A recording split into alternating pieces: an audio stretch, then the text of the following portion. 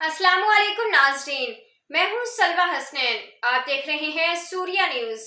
आइए नजर डालते हैं आज की अहम खबरों पर।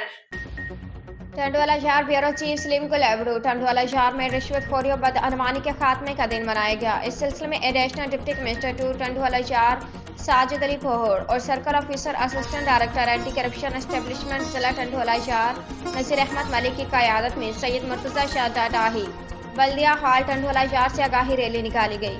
इस आगाही रैली में महकमा तालीम सेहत पुलिस बल्दिया के अलावा दिगर तमाम महकमों के ज़िले अफसरान मुख्तलिफ NGOs के नुमाइंदगान असातिज़ा तलबा तलबात मुअज़्ज़ज़ शहरियों और मकामी सहाफ़ियों ने बड़ी तादाद में शिरकत की। आगाही रैली से खिताब करते हुए एडिशनल डिप्टी कमिश्नर टू टंडवाला शहर साजिद अली पोहर ने कहा करप्शन हमारे माशरे में नासूर की तरह है। उन्होंने कहा कि आज हम सबको यह अहद करना होगा कि करप्शन के नासूर के खात्मे के लिए अपना किरदार अदा करें ताकि हमारी आने वाली नस्लों को करप्शन से पाक माशरा मिल सके। उन्होंने मजीद कहा कि रिश्वत देने और लेने वाला दोनों जहन्नमी है और रिश्वत से माशरे में बिगाड़ पैदा होता है। मुल्क में हकीकी तरक्की और खुशहाली के लिए मुल्क को करप्शन से पाक करना होगा।